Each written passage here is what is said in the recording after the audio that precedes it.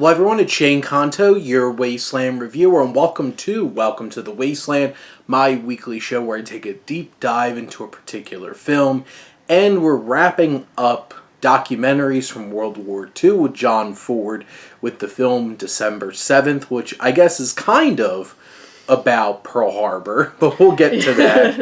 And joining me for this episode as a pinch hitter is my wife, Jess. Jess, thank you so much for coming on. You're welcome, Shane. That's what you pay me for. Griff will be on again at some point. He was originally supposed to be on this episode. But we're going to be talking about December 7th, as I mentioned. But for those who haven't tuned into the show before, we have 3 segments. We have coming attractions for May 24th, 2024. There can only be one film, and we'll talk about it in a bit. And then we'll talk about our feature film, December 7th, and then have some recommendations for you. So, Jess, why is the only answer Furiosa Mad Max Saga? I'm going to say why is because it's coming out this weekend. There you go. Obviously, if you couldn't tell from all of my branding on literally everything that I do, is I love Mad Max, I love The Wasteland, and I'm very excited. This is my #1 most anticipated film of the year. It got 8-minute standing ovation at Con. Something. Everyone clapped, Shane. Anya Taylor-Joy getting a lot of great responses for her performance. And Chris Hemsworth.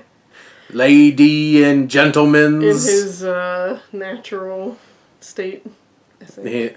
Yes, that's exactly how Chris Hemsworth actually is in Australia. Mm-hmm. But this is a prequel, obviously, to Mad Max Fury Road. We get to see what happened to Furiosa that made her the woman that turned on Immortan Joe and stole his brides and tried to escape to freedom. We love that for her. In the Green Place. We'll get to see the Green Place before it turned into a disgusting marsh.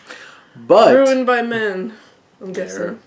And by I'm guessing that they already go over that. Ka-chunk. I haven't seen Furiosa, so there's no way I'd know that. I'm very excited. I saw somebody's review say, if you weren't about the aesthetics and 3,000 years of longing, well, sorry. Just like how Fury Road had the aesthetics of Happy Feet, with all the colors and stuff like that. This some good palettes to pull out of there. Yes, apparently this one is very much similar to 3,000 Years of Longing, which is the horniest middle-aged woman genie movie you're going to find, with some crazy visuals. I feel like Tilda Swinton plays a lot of horny middle-aged women now. Good for her. You gotta find a niche, and you gotta just... She doesn't need a niche. She literally can do anything. She played an old man in Suspiria, while also playing a gelatinous, disgusting witch at the end of the movie, while also playing a woman that looked like Tilda Swinton. Good for her. With long hair. Who happened to be a witch. She contains multitudes. Yeah, she is a chameleon. I love that. But, yeah, so... Furiosa. Oh yeah, Garfield comes out this weekend too, so... But I don't think most adults care about the Garfield movie. And we'll have to see if kids do. I'm not really, why is this an hour and 45-minute movie with, some kind of, trying to find dad who's being chased by, what, cat mafia or something? Shane, is your favorite part of the Garfield comic not daddy issues with Garfield? I was saying this to my colleague Amy at work today, that I feel like the only kids property that has escaped, a classic kids property that has escaped this disgusting trend of modernization and turning it into a big flashy dumb kids movie is the Peanut Gang. I was going to say Peanuts. They consistently stay true to what made Peanuts great in the first place. Calvin and Hobbes. Also. Well, we haven't gotten a Calvin and Hobbes movie. Well, no, because he put a clause, I think, in his property that you can't adapt this into a movie. Don't do it. Well, we love that just wait another how many more years until 50 years after he's dead before the vultures come out. Yeah. But yeah, so go see Furiosa. Make sure that it makes money so George Miller, Grandpa Australia, can keep making me Mad Max movies. But our feature film of this week is December 7th, which is indeed a documentary from 1943, co-directed by John Ford. It is a docudrama approach. Like, this isn't like a straight-up documentary. There's definitely some actors portraying Are you some telling characters. me Uncle Sam is not a real character, Shane? Uncle Sam is portrayed by Walter Houston, the brother of John Houston. Ah. So, there you go. Because it took me a while to realize Sam was Uncle Sam. Yep. Sad that it took me that long. I put in my notes this focuses on Pearl Harbor, but I questioned that note. So here's an important distinction. So Jess and I both watched the 82-minute version that's held in the National Archives because they cut it down to 32 minutes, and this won the Oscar for Best Documentary Short Film. I'm convinced I know what sections they cut out. Yeah. And this is... Probably better that way. This is something else. There's very limited amount of time where it actually focuses on the attack on Pearl Harbor, which, like... You mean, like, the last 25 minutes? They show footage. It's intense. Yeah. And, like... Are they models, or is that actual footage? That's a good question. Oh. But, like, they have parts of that.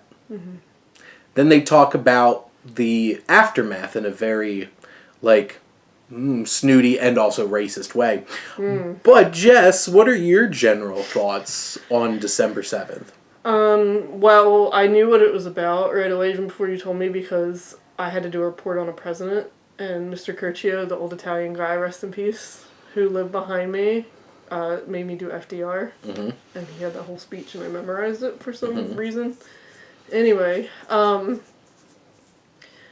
at first I was like, Uncle Sam here, he's standing up for Japanese Americans. We love that for him. And then it went horribly wrong when he fell asleep and had a really racist dream. And I was like, because I'm texting Shane while I'm doing this, and Shane's like, oh, just you wait. I'm like, just you wait. Oh, no, because like the Mr. C or whatever was like, the so-called religion. Like, I took notes of that, Shintoism. I'm like...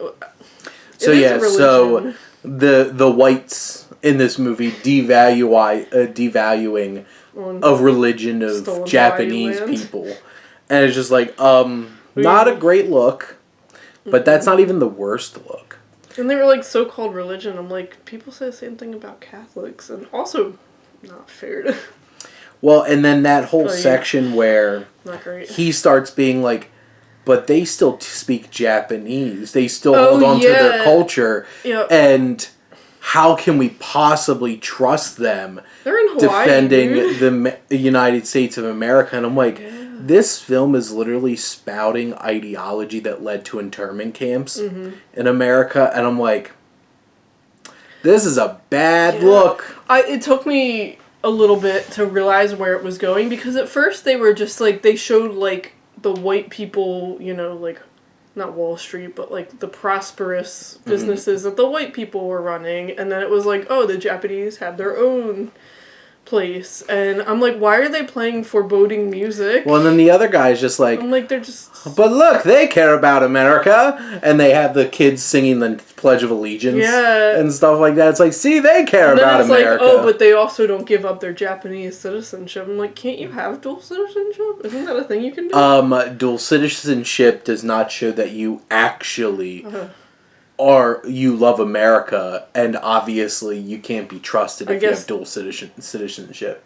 And it got deeply problematic. This whole beginning part between these two middle-aged white men. It was a good debate to a point, because Uncle Sam was like, oh, they can't all possibly be like that. You're overgeneralizing, Mr. C, and you're being kind of racist. And Mr. C was like, oh, that's true, but here's this. And it's like, Mr. C, you don't have to be this way. It's just like... There's so many. They're all Japanese spies. It's just like, oh yeah, literally everyone. What the hell? And they put no responsibility at all on the fact that the soldier. So there's a soldier getting his hair cut and stuff, and they're just talking about top secret stuff in a barber salons, and the barbers, obviously, apparently according to this movie, are spies. I'm thinking, like, what happened to loose lips sink ships? These dudes are just, like... It's just, and I don't know what the hell the focus of this movie is supposed to be, because you had this whole debate at the beginning. And then there's whole sequences where announcer man is talking about all the demographics in Hawaii, and just, like, giving you this whole history lesson of Hawaii and Japanese Americans. Which is fine. And I'm just like, it feels so random. Mm-hmm. And then, finally, I put in all caps in my notes, and 40 minutes in to this hour and 20-minute film, the whole sequence they like 30 actually started showing the bombing of Pearl Harbor. It was 30 minutes of Japanese people bad. They have, like, shots of airplanes flying around. There's some intense action. Like, that's the whole highlight of the movie. Like, this is supposed to be about Pearl Harbor. Yeah. And it's like, okay, we got there. They cut it down. Well, yeah, that's 100%. Like, obviously, that was in this final film. Some of it's unintentionally funny, I think. Like, the Japanese guy in the office who's, like, in charge of spying or something, and a German guy comes in and just immediately Heil Hitler's, and then is like, this would be as indigestible to Americans as their popcorn. I'm like... That kind of sounded French. I'm really bad at accents, Shane. He's like, the Germans! Maybe he's from the Alsace region, Shane. We don't, maybe he's from Vichy, France. We don't know. Anyway, some German guy comes in and insults popcorn. Is that, like, a thing? Like, so random. Americans have... One of the strangest parts of this film was they have soldiers talking to us from beyond the grave. Yeah, that was sad. I thought, like, maybe we should have focused on them some more. It's just, they died, and here's their family. I'm like, that's sad. Maybe we should have gone into them more. It was such and it's such a strange choice. Yeah.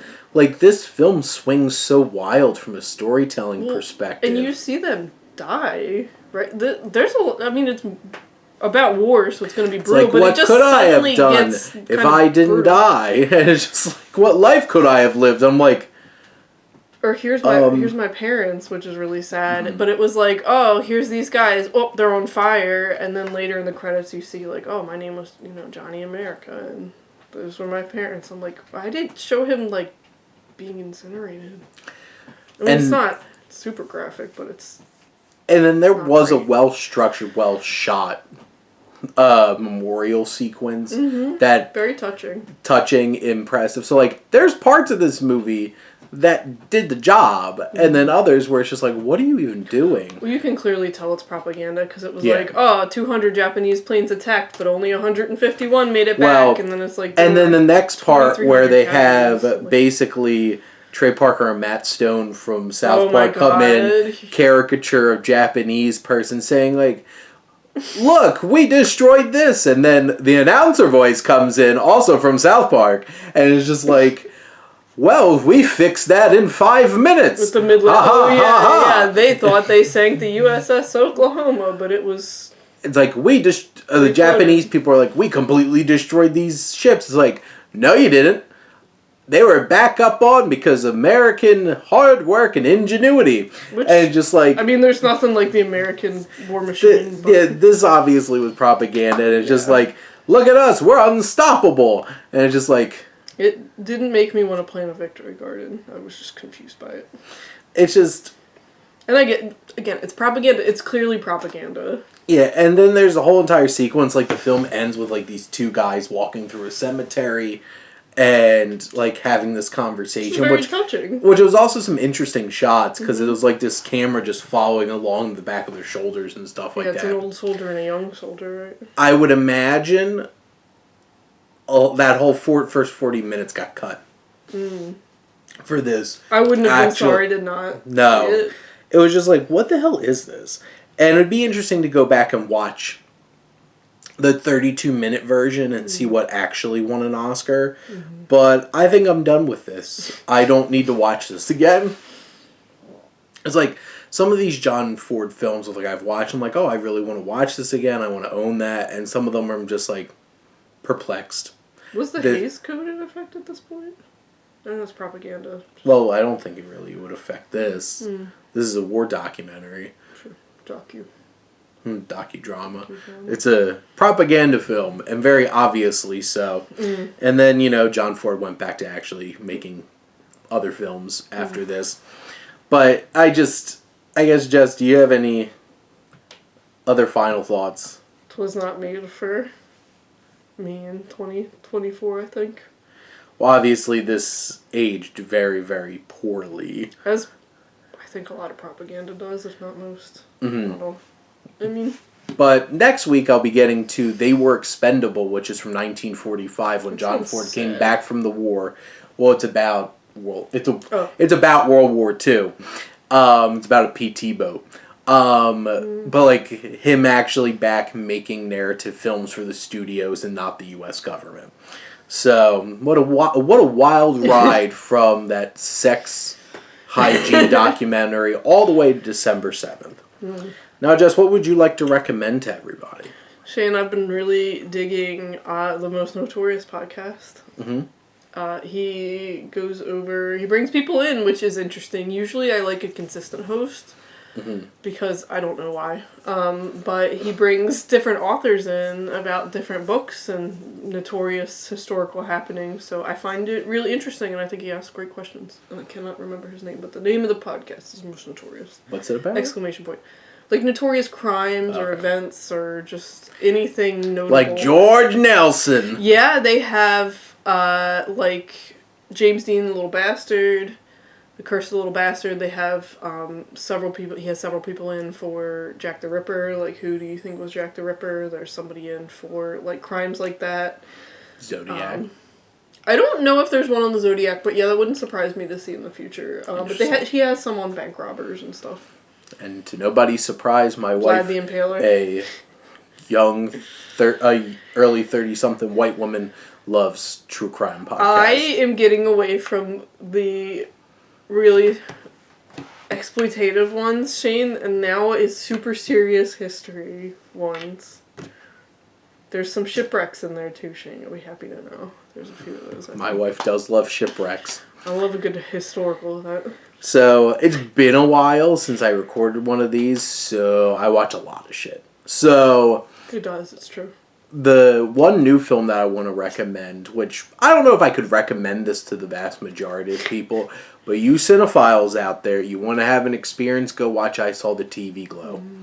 This is one of those kinds of films that goes beyond, like, how do you rate this and stuff like that. That doesn't matter.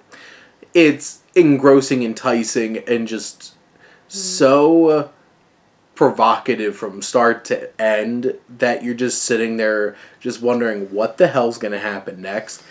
And it doesn't give you answers to everything. Probably not most things. But it'll have you thinking, it'll have you processing. And it has such an interesting like mosaic of themes and ideas. Has two strong performances. Not the biggest fan of Justice Smith, but I think he did a really good job here. Bridget Lundy Payne, big fan of from the show Atypical and from Bill and Ted Face the Music. She's really great in this too.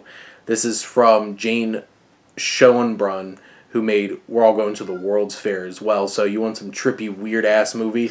Go check out I Saw the TV Glow. Love that. One random watch list movie, which I watched a lot of watch list movies, but Two Cars, One Night is a short film from Taika Waititi, which is about a little boy trying to make a connection with a young girl while I believe both of their parents are in this bar. And they're just chilling in the match, I think. Yeah, just chilling in the car. And their whole entire dynamic and interaction is so good. And it's a little kid from Boy. I thought it was believable child dialogue. Oh, 100%. They're weird little kids. Kids say weird crap all the time. And it's fantastic. It's like 10 minutes or so, and it's definitely worth a watch. And then lastly, one of my own films that I've rewatched recently, which is Bicycle Thieves, which I have on Criterion, somewhere in there. And this is a film with the whole cast being amateurs. There's no actual actors in it. These are actually just Italian people. Italian people. And it's incredible because the acting is so great, and this story of a man whose bike is stolen, and his bike is the only way he could keep this job he just got, and everybody's impoverished. He needs this job, and him and his son go on this journey to find the bicycle thief. And this whole commentary on just society and capitalism and everything, and the places that someone will go out of desperation. They Jean Valjean it. 24601. It's just so raw and real and authentic. Isn't that what the guy from, what is it, Red Rocket and the Florida Project and... Doesn't he do that? Doesn't he do that too? He doesn't pick like pure all actors. He picks Correct. like actual people. Okay. Yes, like Tangerine, they were just... Tangerine, that's what it was. They were like actual trans sex workers. Like they weren't... And it works well there too. Yeah. So, interesting. Obviously, Simon Rex and his big schlong, he's an actual actor. As he runs to... Was that... NSYNC. Was that actually? Or was it a stunt? I don't know. Potatoes. I don't know Simon Rex that well. Okay, well, you brought it up, so I wasn't sure. So, at least in the film he did. I know. And obviously, Willem Dafoe is an actor. From Florida Back. Yeah, to find somebody. But, anyway. Back to the point, like, Bicycle Thieves is a fantastic classic of Italian cinema. No nudity. Correct. You can find it on Max to check it out. I enjoyed it. But that is another episode of Welcome to the Wasteland. And in the next 2 weeks, my buddy Foster is going to be on. One for They Were Expendable, and then My Darling Clementine. So they'll be coming up. But Jess, thank you so much for coming on. You're welcome, Shane. It's a pleasure. And thank all of you out there for always tuning in and supporting your Wasteland Reviewer.